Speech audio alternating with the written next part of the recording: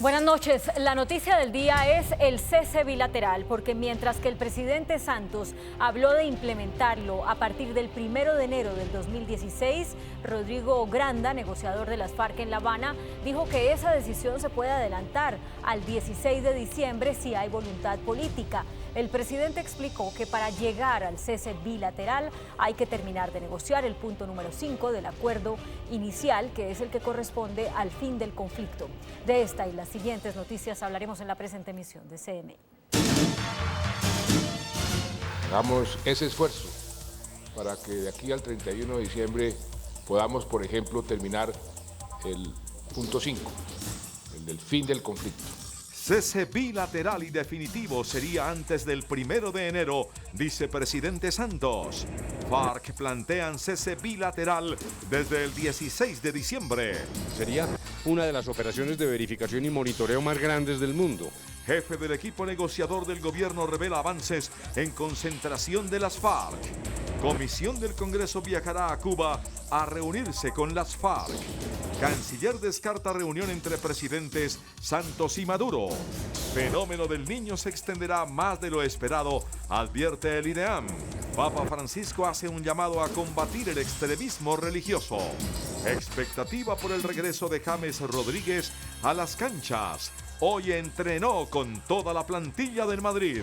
Adrián Ramos vuelve a marcar con el Borussia y Vaca hace pase-gol en victoria del Milán. Sofía Vergara sufre un revés en su batalla legal con el empresario Nick Loeb por la custodia de sus óvulos. ¿Por qué? Al final de la emisión se los cuento en un flash. Ahí nos vemos.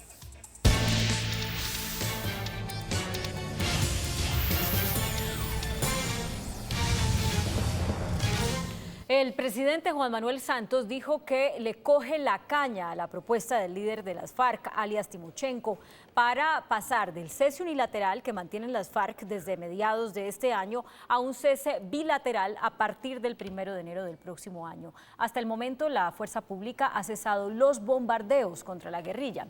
Santos aseguró que de dar ese paso, el cese debe ser verificable.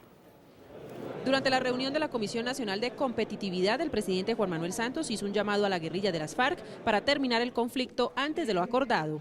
Hagamos ese esfuerzo para que de aquí al 31 de diciembre podamos, por ejemplo, terminar el punto 5, el del fin del conflicto, y así poder decretar un cese al fuego bilateral y verificado internacionalmente a partir del 1 de enero. Si hacemos ese esfuerzo para avanzar, como se ha venido avanzando en ese tema del fin del conflicto, y tenemos la disposición, por lo menos de parte del gobierno existe totalmente, y las instrucciones a los negociadores son esas, podemos proceder en esa dirección. También reveló un nuevo viaje en las próximas horas de una delegación de congresistas hacia Cuba, donde va a explicar a la delegación de las FARC lo que está sucediendo en el Congreso en materia del fin del conflicto con las reformas que se están tramitando. Y decirles a estos señores que han visto esto con cierta aprensión, que esto lo que hace es acelerar toda la implementación de los acuerdos, que es de interés de todo el mundo. El objetivo, según el presidente, es que entiendan que lo que se está haciendo es ganar tiempo entre la firma de la paz y la implementación de los acuerdos.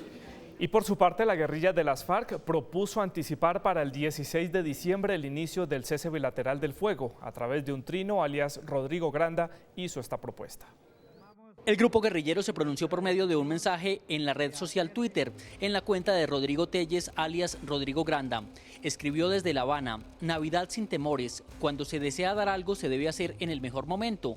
Por ejemplo, el 16 de diciembre que comienzan los aguinaldos, ¿para qué esperar hasta el 1 de enero? Esto unas horas después de que el presidente Juan Manuel Santos fijara el primer día de 2016 como fecha para el posible cese bilateral. CMI conoció los aspectos fundamentales que tienen que acordar los miembros de la subcomisión del fin del conflicto antes del cese bilateral. ¿Cuántas serán las áreas de concentración de las FARC? ¿Cuál será el tamaño de esas zonas de concentración? ¿Y cuáles serán las reglas de convivencia dentro de las mismas?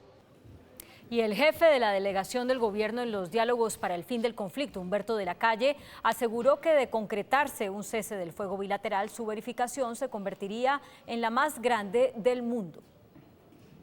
El jefe de la delegación del gobierno para los diálogos en La Habana aseguró que desde hace varios meses se vienen concertando las condiciones para el cese al fuego bilateral con las FARC. Esta no es una discusión propiamente política, es una discusión técnica. En lo que se necesita es tener experiencia, saber cómo funciona eso en la realidad. Sería una de las operaciones de verificación y monitoreo más grandes del mundo. Luego, es un tema que está avanzado en función de que ya tenemos insumos. El jefe del equipo negociador con las FARC, Humberto de la Calle, dijo que el punto quinto de negociaciones con el grupo guerrillero, el de víctimas, está muy avanzado. Y el otro tema de esa trilogía que compone el punto quinto, que es el relacionado con la reparación, está muy adelantado, pero dijéramos hay todavía algunos puntos por definir. En particular, el gobierno sostiene con toda claridad que todo aquel que haya hecho un daño tiene que reparar, y no solo moralmente, sino también materialmente, y ese es un punto frente al cual no puede haber excepciones, y es algo que estamos tratando de perfeccionar en la mesa. El alto funcionario aseguró que así como el presidente Juan Manuel Santos les ordenó acelerar los diálogos, espera que los miembros de las FARC hagan lo mismo desde el próximo lunes cuando se reinician los diálogos en Cuba. Y hay más reacciones. El fiscal general de la Nación, Eduardo Montealegre, quien está de visita en Washington, celebró el anuncio del presidente Juan Manuel Santos sobre un posible cese bilateral y le confirmó a CMI que este paso lógico en el proceso sería la concreción del sueño de todos los colombianos. Es una de las mejores noticias que recibe el país en 50 años de conflicto armado colombiano. Es lógico que si estamos en la tónica de un desescalamiento del conflicto, si las FARC decretaran una tregua unilateral, si ya tenemos unos elementos fundamentales de lo que va a ser la justicia transicional en materia penal, que nos acerquemos a un cese bilateral al fuego, y creo que es una de las grandes noticias para Colombia después de tantos años de sacrificios humanos, de víctimas en este conflicto que debe terminar ya. Y también el delegado de Naciones Unidas para los Derechos Humanos en Colombia dijo que una propuesta de cese al fuego bilateral debe incluir a todos los actores implicados en el conflicto. El alto funcionario de las Naciones Unidas celebró la decisión del presidente Juan Manuel Santos sobre el cese al fuego bilateral. Sin embargo, aseguró que este no se podrá aplicar en su totalidad si todos los grupos armados no hacen lo mismo. Es el momento de la paz en Colombia y a esa paz todos se tienen que agarrar, no solamente las FARC, y ojalá el ELN reciba el mensaje que ahora es el momento.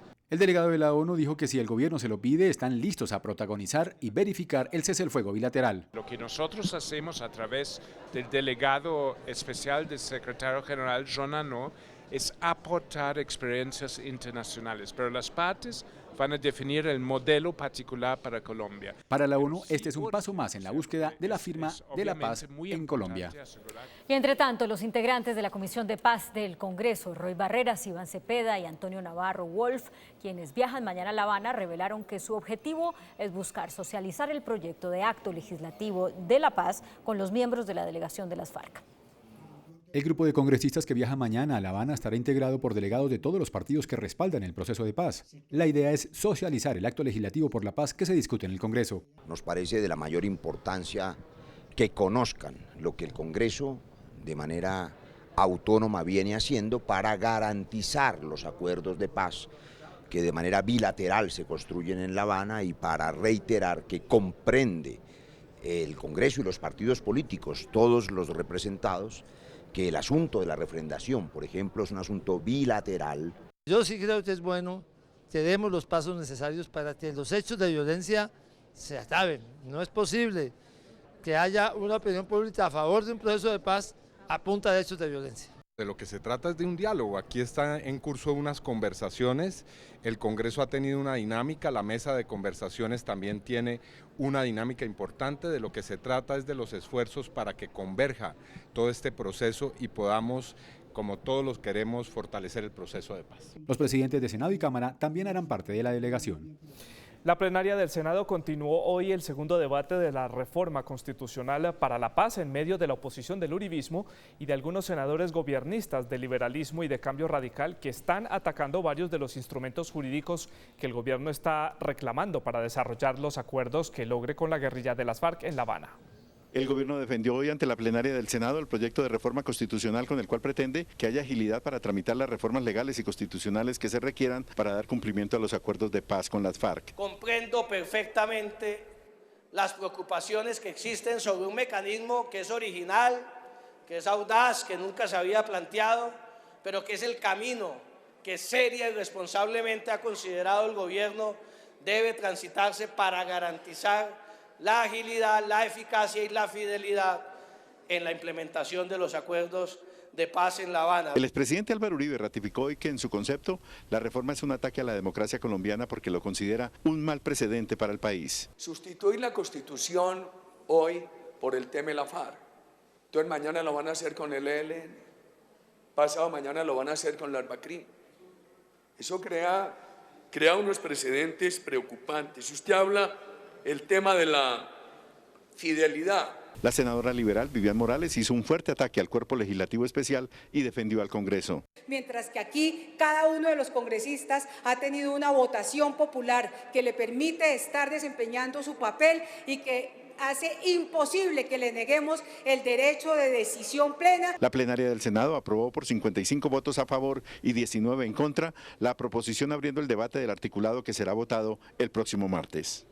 Y el alto comisionado para la paz, Sergio Jaramillo, y la Comisión Nacional de Búsqueda de Desaparecidos que lidera el defensor del pueblo, Jorge Armando Otálora, acordaron un plan para fortalecer la búsqueda de esas personas. Y este plan deberá estar listo antes de 4 meses. El alto comisionado para la paz dijo que la primera obligación ética y legal es comenzar con la búsqueda de cada persona que haya desaparecido por cuenta del conflicto. De manera que no tenemos que esperar a la firma de un acuerdo en La Habana para comenzar a trabajar más intensamente en la búsqueda de los desaparecidos del conflicto. Podemos comenzar ya. El defensor del pueblo señaló que se va a contrastar las bases de datos que tienen todas las instituciones. Es lamentable que el país al día de hoy no pueda decir cuántas personas desaparecidas, porque cada institución tiene una cifra de acuerdo a su competencia. La Fiscalía se comprometió a redoblar los esfuerzos investigativos para encontrar la verdad judicial en materia de desaparición. En los últimos años se han exhumado más de 7.000 cuerpos que en su gran mayoría han sido identificados, que hemos entregado a las víctimas, a los familiares, más de 3.000 cuerpos, pero que todavía tenemos un universo por entregar y por identificar. Janet Bautista, víctima del conflicto armado, calificó como histórico y un sueño cumplido este acuerdo entre el gobierno y las FARC. Llamar a la comunidad, a las familias que están escondidas, que por mucho tiempo han estado amenazadas o han sufrido represalias y por eso han perdido la confianza en las instituciones, para que vengan porque es nuestra hora. Este plan de fortalecimiento de la búsqueda de desaparecidos debe estar listo en 4 meses.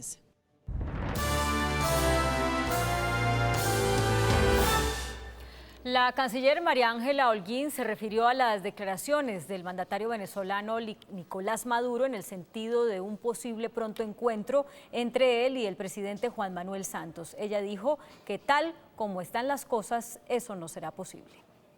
Al término de su encuentro con su homólogo de Chile, la canciller respondió así al presidente Nicolás Maduro, quien anoche señaló que muy pronto quiere hacer una reunión con el presidente Santos. El presidente Santos en este mes de noviembre tiene 2 viajes al exterior. Va a ser difícil poderla programar en este mes de noviembre.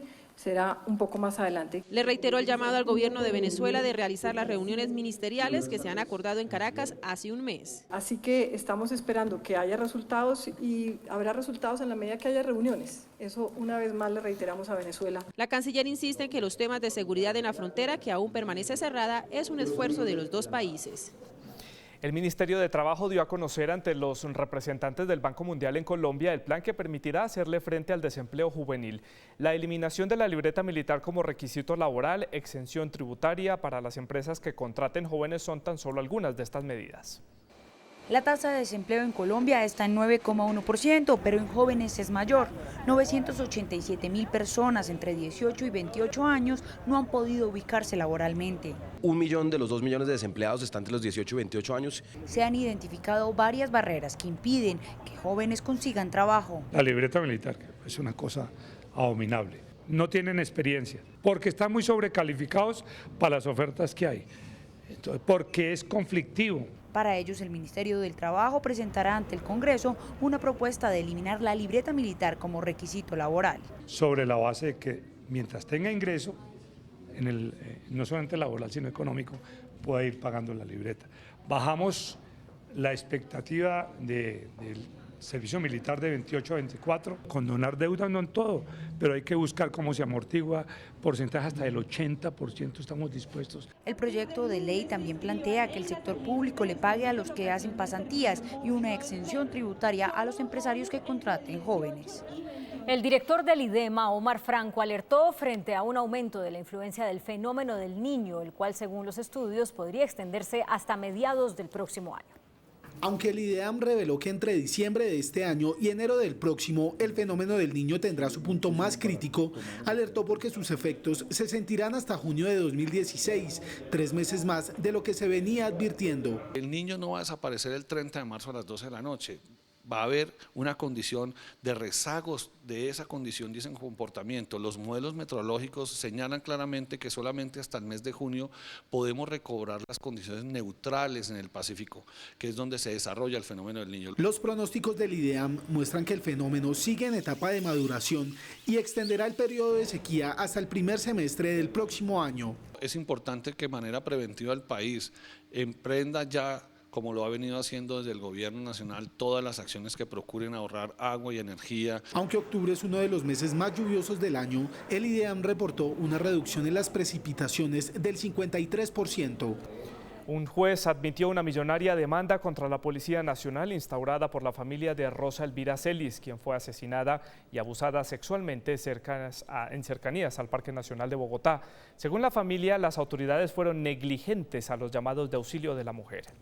En este oficio, el Juzgado 14 de Descongestión de Bogotá notificó la admisión de la demanda contra la Policía y el Ministerio de Defensa, a través de la cual la familia de Rosa Elvira Celis pide no solo una reparación económica de 1.103 millones de pesos, sino también acciones concretas del Estado frente al feminicidio. Que el Estado, que es quien nos protege, pues salga y pida perdón, no solamente a nosotros como familia de Rosa Elvira Celis, sino a tantas víctimas y a tantas familias víctimas, de tantas mujeres que han muerto víctimas de la violencia. Rosa Elvira Celis fue asesinada en el Parque Nacional el 23 de mayo de 2012. Su agresor, Javier Velasco Valenzuela, fue condenado a 48 años de cárcel por el crimen. La policía reveló imágenes del funeral de Víctor Ramón Navarro, alias Megateo, quien fue abatido por las autoridades en el Catatumbo. En las fotografías se ve un altar, flores, también otras fotografías de ese abatido narcotraficante. Dicen las informaciones de inteligencia que los actos simbólicos fueron organizados por alias Caracho y por Pácora, miembros de la organización delictiva en zona rural de San José del Tarra, en norte de Santander. Y se cumplió la segunda fase de la operación de la policía contra la banda dedicada a hurtar espejos y accesorios de autos en el centro de Bogotá. Quienes compran y comercializan estos objetos robados también fueron capturados. De esta manera, la policía se tomó esta zona del centro de Bogotá, popularmente conocida por la comercialización de elementos robados de vehículos.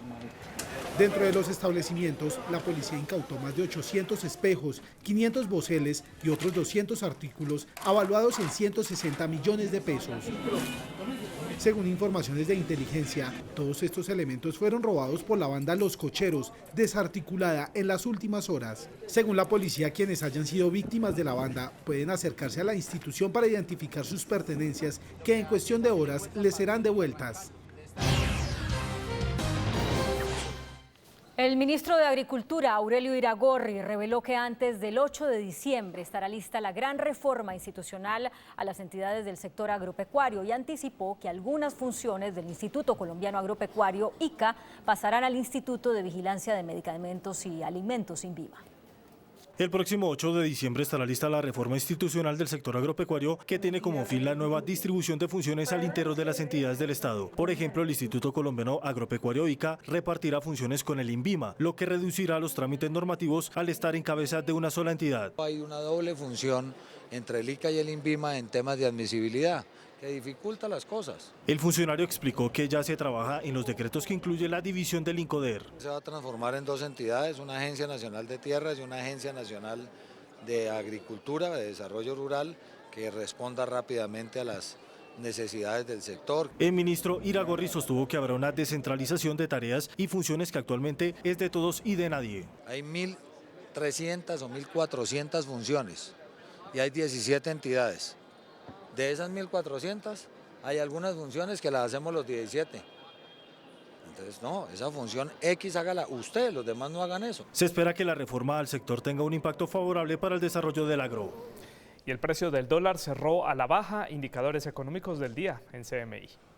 La tasa representativa del mercado que regirá para mañana jueves será de 2.926 pesos con 75 centavos. Los profesionales del cambio compran la divisa en 2.750 y la venden en 2.780 pesos. Un euro cuesta 3.228 pesos con 8 centavos. La libra de café en Nueva York se cotizó a $1 con 19 centavos. El azúcar se transó en 14,65 centavos de dólar la libra. El barril de petróleo WTI se cotizó en $46 con 18 centavos. Una acción de Ecopetrol cuesta 1.365 pesos. El índice de capitalización de la Bolsa de Valores de Colombia bajó 0,77% a 1.228 puntos. La acción de Canacol Energy fue la que más subió, con una valorización de 4,90% a 6.640 pesos. La acción del Banco Avevillas fue la que más cayó, con una pérdida de 31,58% a 6.500 pesos. A continuación, las novedades del mundo de la tecnología en CMI en línea. Después de realizar pruebas con un grupo reducido de usuarios durante un mes, la red social Twitter presentó un nuevo servicio que le permite a los tuiteros crear encuestas en sus perfiles, en un intento por mejorar la participación del público en este sitio. Y hoy se los presento aquí en CMI. Después de que Twitter pusiera en marcha la herramienta denominada Moments, que presenta las historias más destacadas del día con el objetivo de que el usuario no se pierda el contenido más importante en materia de noticias, deportes, entretenimiento o curiosidades, la red social explicó el funcionamiento de la nueva opción para crear encuestas. Para utilizar este nuevo servicio, usted debe redactar una pregunta en el cuerpo de un trino, pulsar el icono del gráfico circular que aparece junto al botón para publicar fotografías y escribir dos opciones de respuesta. Con esta herramienta usted puede preguntarle a los usuarios, por ejemplo, ¿qué producto siempre tiene en el refrigerador? ¿Cuál video prefiere entre Perfect de One Direction y Hey Everybody de 5 Seconds of Summer? O tal vez una pregunta política. ¿Considera que las medidas tomadas por Nicolás Maduro acabarán con la guerra económica en Venezuela? Las encuestas tendrán una duración de 24 horas a partir del momento en el cual son creadas y una vez finalicen, los participantes recibirán una notificación para ver los resultados. Estas encuestas serán completamente privadas y por esta razón los usuarios no dejarán registro de qué opción eligieron. Así se evitará que esta nueva función sea utilizada por las marcas para crear campañas de publicidad o de spam. Feliz noche para todos. Gracias, profe. Y después de comerciales les cuento de la banda de rock para niños que causa sensación en las redes sociales. Ya nos vemos.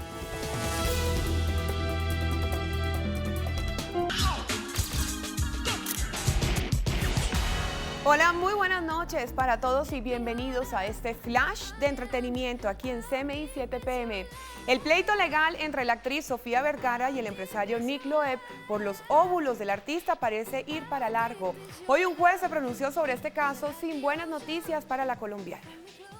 Parece que los encuentros en los estrados judiciales entre los abogados de Sofía Vergara y el empresario Nick Loeb por la custodia de unos óvulos de la actriz continuarán por un buen tiempo. Un juez en Estados Unidos se pronunció sobre el mediático caso que se dio a conocer en abril de este año y desestimó los argumentos de la defensa de la barranquillera que afirmaban que nadie puede utilizar material genético de una persona sin su consentimiento. Por esta razón, tendrán que optar por otros argumentos para evitar que Loeb obtenga la custodia de los óvulos de la actriz.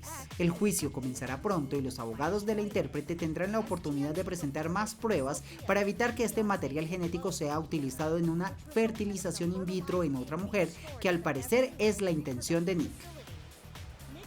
Y cambiamos de tema porque varios diseñadores franceses se unieron a los chocolateros más reconocidos del mundo para un desfile de moda en el que se mostraron piezas hechas con este alimento.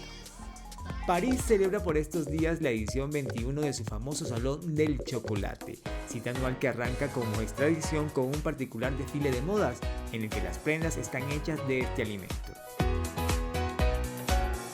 Chocolateros y diseñadores unen esfuerzos e ideas para las propuestas que a nivel de Londres o Nueva York en sus semanas de la moda deja algo claro: las tendencias. Aunque estos diseños no son comerciales, las ideas ya inspiran a muchos para diferentes trajes. La española Ágata Ruiz de la Prada fue la invitada especial de la noche. Su ya conocida manera de ver la moda se combinó con las diferentes formas y texturas del chocolate. Turroxito es la banda de rock para niños que llama la atención en las redes sociales, no solo por su atractiva propuesta musical, también por estar nominados al Grammy Latino 2015. Suben y bajan las olas, suben y bajan, son las olas del mar. Trabajar con niños a través del rock es la propuesta que desde 2008 hace la banda Turroxito, historias en las que los más pequeños se involucran con los grandes y que no solo buscan enseñar, también entretener. Para nosotros es muy especial hacer música infantil porque nos ha hecho alejarnos un poco del ego como artista y nos ha hecho pensar en cómo hacer muy felices a esos niños y a esas familias que disfrutan de las canciones. De la cuna a la jungla es su más reciente producción musical, show que ha sido visto por cerca de 50,000 personas y que este año está opcionado como mejor álbum de música infantil en los Grammy Latino. Nuestro propósito no es enseñar ni llevar a los niños a que entiendan de valores o de colores, sino que esos son añadiduras. Lo más importante es hacer muy divertida la vida de esta familia que crece en medio de la música infantil. Con videos animados y presentaciones bastante divertidas, esta agrupación se roba la atención en las redes sociales, cautivando a los niños con este género musical. Boyacá se prepara para una nueva edición de su reconocido Festival Internacional de Cultura, que este año contará con más de 380 eventos de diferentes artes. Con una programación que inicia este 30 de octubre y se extiende hasta el 7 de noviembre, Boyacá le da la bienvenida a la 43ª versión del Festival Internacional de la Cultura, que contará con más de 380 eventos de danza, teatro, artes plásticas, poesía, literatura y la participación de artistas de gran formato. Tenemos a Ana Gabriel.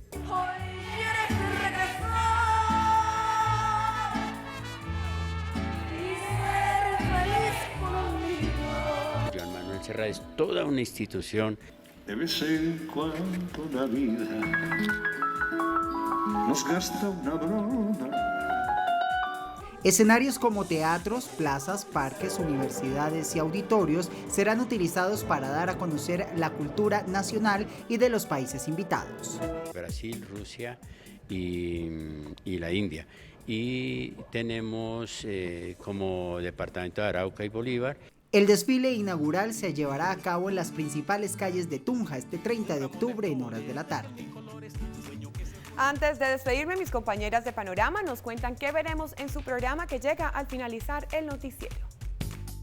Ellos son San Alejo. It's now or never. Tenemos a su directora. El perro trae al humano. La segunda parte de Sin Teta No Hay Paraíso. En esta casa aquí en Alcalá de Henares nació Miguel de Cervantes. Los homosexuales son más perversos que los heterosexuales.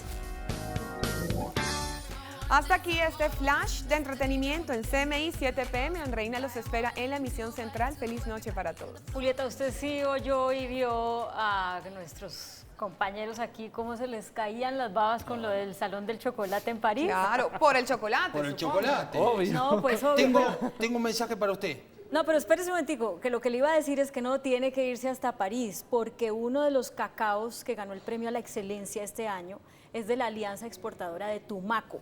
Son campesinos colombianos haciendo el cacao con mejor sabor y aroma del mundo. No se enoje. No, pues vaya Tumaco. Mira como mi mamá cuando no comía la lenteja. Está bien. Es un chocolate. Tengo un mensaje, el señor Cardoso le manda a decir que le queda bárbaro el azul de Millonarios. Y el verde del Cali. No, lo trajo ayer y perdió. Así llegamos al final de esta emisión de CMI a las 9:30 más CMI. A las 8:50 la información internacional. Feliz noche.